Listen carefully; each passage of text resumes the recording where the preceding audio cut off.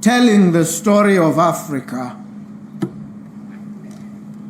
And I made a very jarring observation recently when I was at the UAE.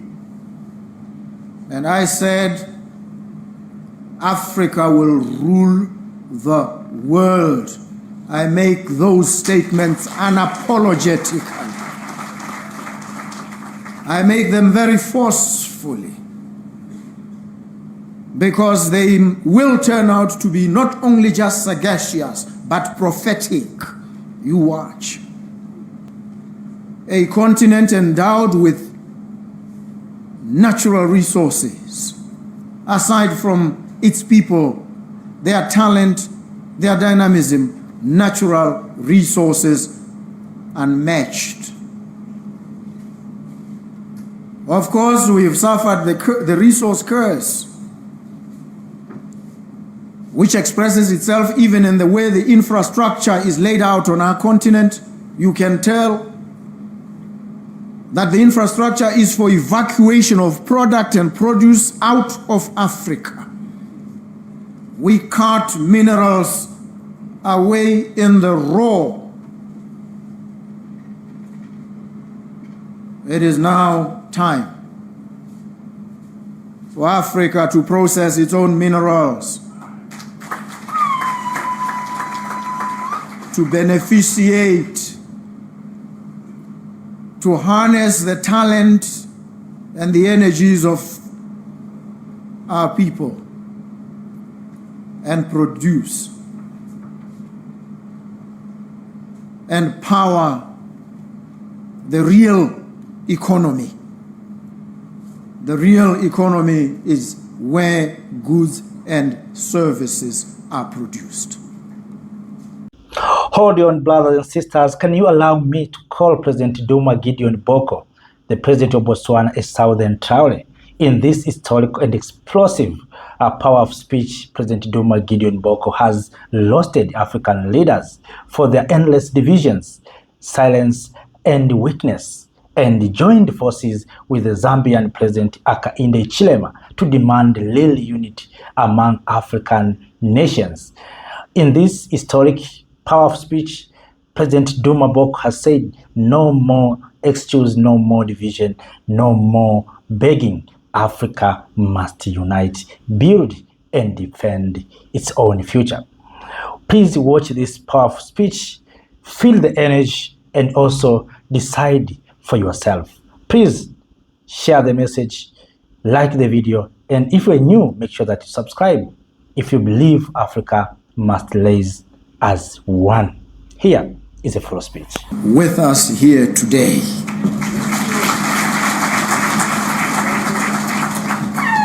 I welcome you in your various stations, your various contributions, and your eminences.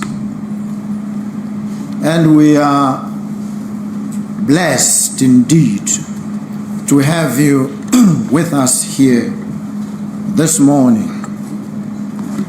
Let me acknowledge my charges as well from the Republic of Botswana, the ministers,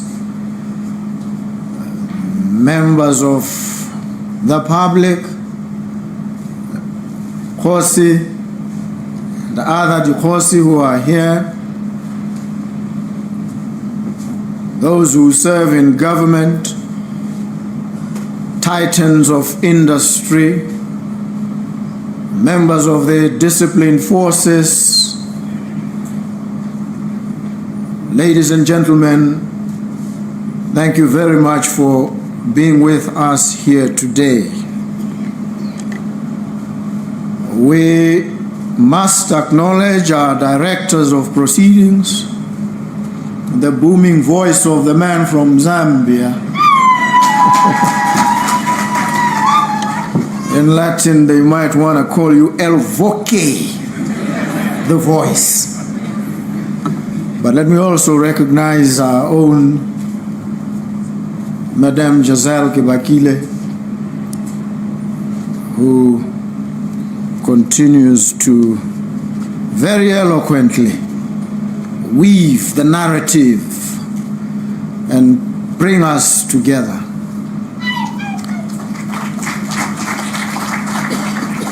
Let me single out for special recognition and mention the Member of Parliament for this area, Mr. Mapulang.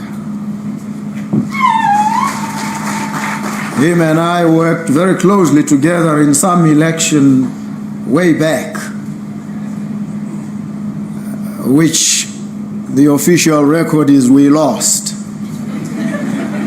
which I know the truth is we won, and won resoundingly. I appreciate him always. Thank you very much for being here. The President of the Republic of Zambia and I met briefly on the sidelines of the recent AU summit for heads of state and government.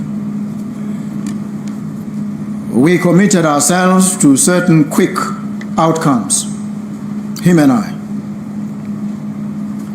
We are here today in critical part to attest to the fact that not only have we realized many of those outcomes, but we are well on our way to realizing many more. I am grateful to him and to the Republic of Zambia. We received some soul-stirring performances from the cultural troops from both countries. We listened to the rhythmic, powerful beats of the African drum rendered by the troop from Zambia, and those dance moves representing and enacting culture, identity, a reflection deep and profound of who and what we are. We listened to the group from Botswana, those stomping feet, those gyrations, rhythmic movements, those voices that rang in harmony, cosmic harmony, speaking the universal language of music and culture that runs across the breadth and dimensions of our continent, telling the story of Africa. And I made a very jarring observation recently when I was at the UAE, and I said, Africa will rule the world. I make those statements unapologetically. I make them very forcefully, because they will turn out to be not only just sagacious, but prophetic. You watch. And there are many basic, rudimentary reasons why this is true. Africa is the youngest continent in the world. The median age on the African continent is 19 years, 3 months. Youngest, young people, healthy, dynamic, bristling with verve and vitality, enacting a dynamism that is unrivaled on the face of the earth. That is the future. A continent endowed with natural resources, aside from its people, their talent, their dynamism, natural resources unmatched. Of course, we have suffered the resource curse, which expresses itself even in the way the infrastructure is laid out on our continent. You can tell that the infrastructure is for evacuation of product and produce out of Africa. We cut minerals away in the raw. It is now time for Africa to process its own minerals, to beneficiate, to harness the talent and the energies of our people and produce and power the real economy. The real economy is where goods and services are produced. The infrastructure that has entrapped us in a situation where we evacuate our minerals and process is now changing. The Africa Continental Free Trade Area Agreement impels all of us. It imposes an obligation on every leader, every citizen of every African country to raise the level and volume of intra-Africa trade. We need to reorganize ourselves and our infrastructure to create links and connections between our countries. The better for us to then be able to move goods across our continent seamlessly, efficiently, viably. We now have the Kazungula Bridge, part of the first few, at a certain point, faltering steps in the direction of creating these regional connections and opening up the channels and corridors of trade and cooperation. The Kazungula Bridge is here, iconic, majestic, connecting two countries, poised to be the exemplars of what collaboration can achieve.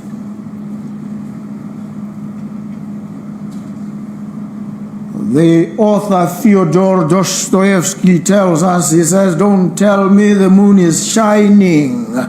Show me a glint of light on broken glass."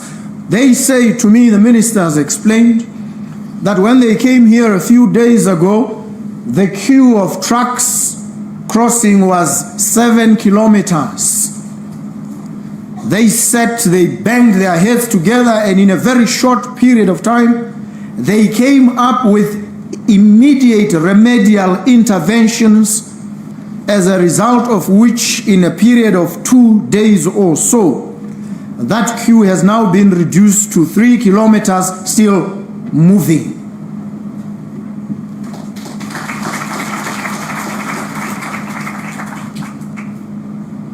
And the aim is that there be no queue at all, that goods move efficiently. And this is the spirit of the Africa Continental Free Trade Area Agreement. They have also resolved, in line with the instructions given by the two presidents when we met in Addis, that this border will now operate 24 hours.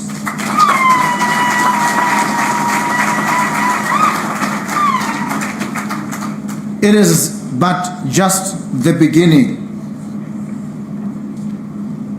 We are moving rapidly in the direction of a non-stop border post. That is where we are heading. It will require of us the deployment of appropriate technologies. And on this note, I am aware that the Botswana Stock Exchange is well advanced in bringing about technology that will enable this non-stop border. They came to present their ideas and concepts to me with their partnering technological company. And when I finished with them, I gave them a simple injunction. I said to them, go and implement. Don't brook a moment's delay. Yesterday is ideal.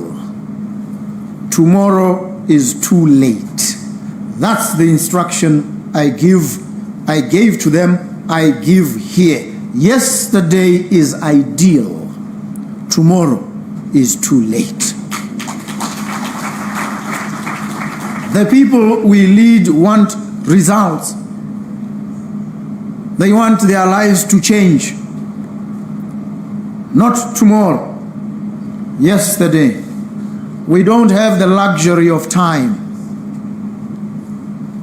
And so our role as leaders is to identify any strictures, any obstacles, any dilatory processes that hold us back, that impede progress, that thwart and frustrate delivery. And our task is to remove them and remove them instantly. The President of Zambia and I are of the same mind when it comes to this.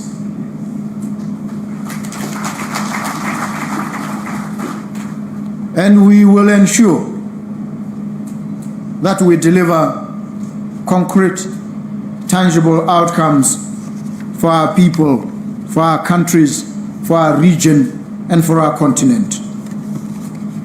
It is important for us to do this. The relationship between Botswana and Zambia, which has been healthy and vibrant, strong, will grow stronger, more vibrant. The inauguration of this authority, the Kazungula Bridge Authority today, is to cement and to inject more life, more energy into this relationship, this cooperation, this bilateral togetherness. We know that the real economy must be powered by finance. We need financial resources. And I mentioned the Botswana Stock Exchange because Zambia was able to mobilize from the Botswana Stock Exchange 500 million pula to develop industries, the factory plant in Zambia.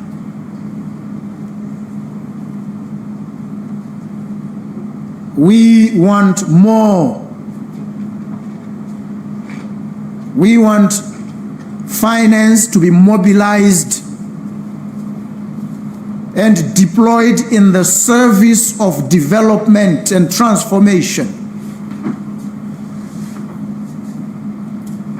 We must raise the finance. We must provide environments that conduce to the deployment of the finance. And finance will not wait on us. We need to move with dispatch. so that finance can descend into the praxis, into the real economy and power industries, and enable innovation. I've said before, I say it today, we must innovate. Innovation is about experimentation. It's about moving away from the beaten path. It's about pushing yourself away from your comfort zone. It's about pushing yourself sometimes even to breaking point in order to achieve feats that would never have been achieved before. We must constantly innovate in relation to the very processes and procedures that we are so beholden to, that we think have served us well and have lulled us into a complacency in which we've internalized, routinized them, and turned them into sacred cows that are unreviewable. We must review these processes every moment of the way.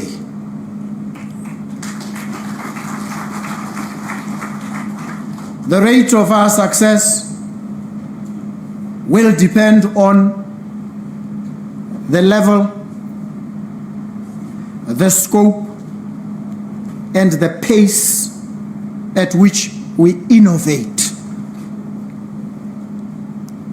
We either innovate or we perish, for we will be left behind. These are the realities that we face. These are the issues that confront us on a daily basis and with which we must wrestle smartly, wrestle sustainably, and wrestle in a manner that advances the cause, not just of our individual countries, but our region, our continent, and our world, which we will rule as the African continent. I was talking to Sir Jim Ratcliffe, the owner of Manchester United, 2-3 days ago. And I was talking to him about football. And he said to me, the sport of football has evolved.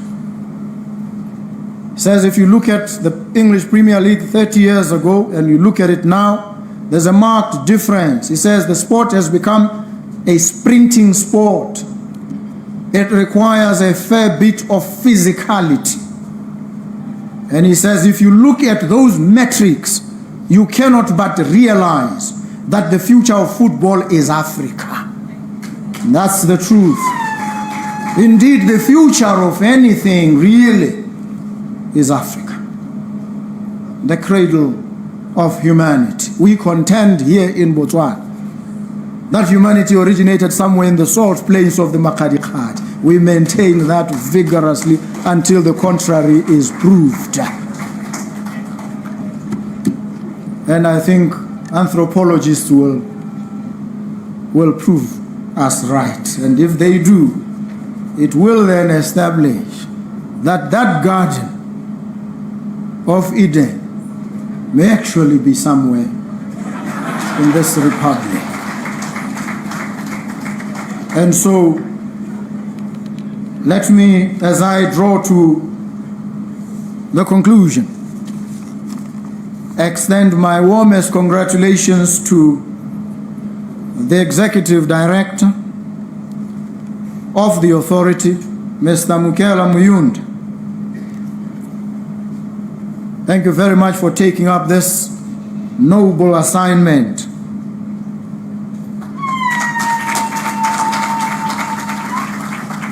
Let me commend all the project teams that were involved in the preparation and the launching of this authority.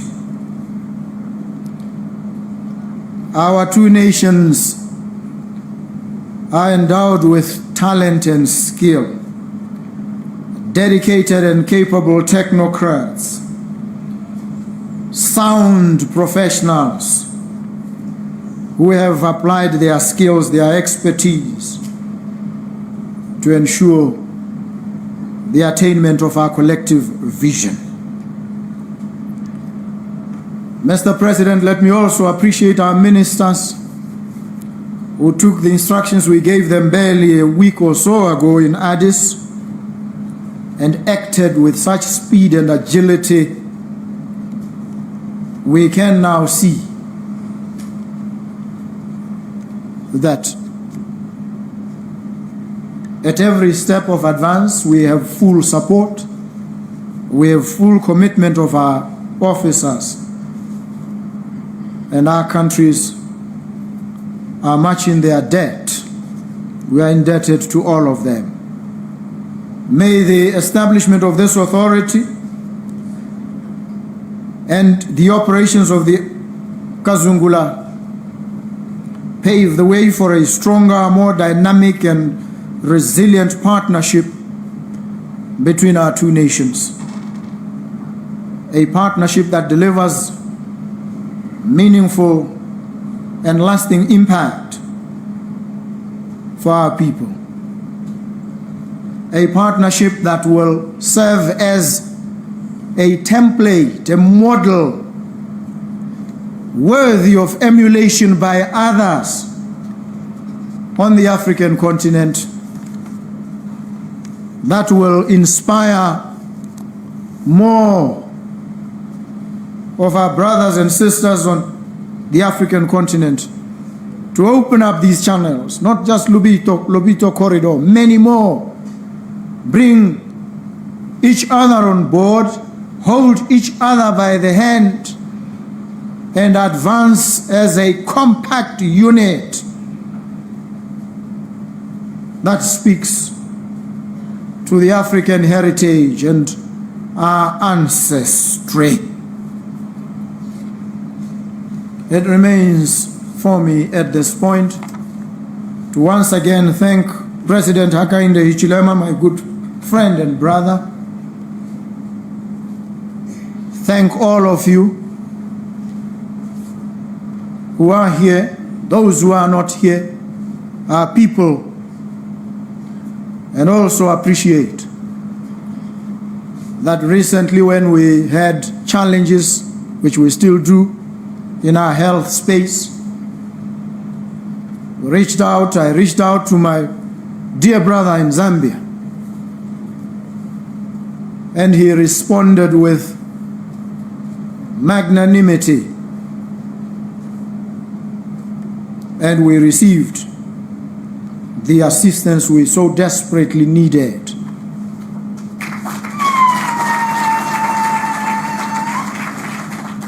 That is the spirit of Ubuntu. Humanism, that's what the first president of Zambia, KK Kenneth Kaunda, called it. African humanism. That spirit, those binds and bones that bring us together and keep us together. Ladies and gentlemen, thank you so very much for the pleasure of your company here today and the privilege of your kind attention. Thank you. Thank you, Africa.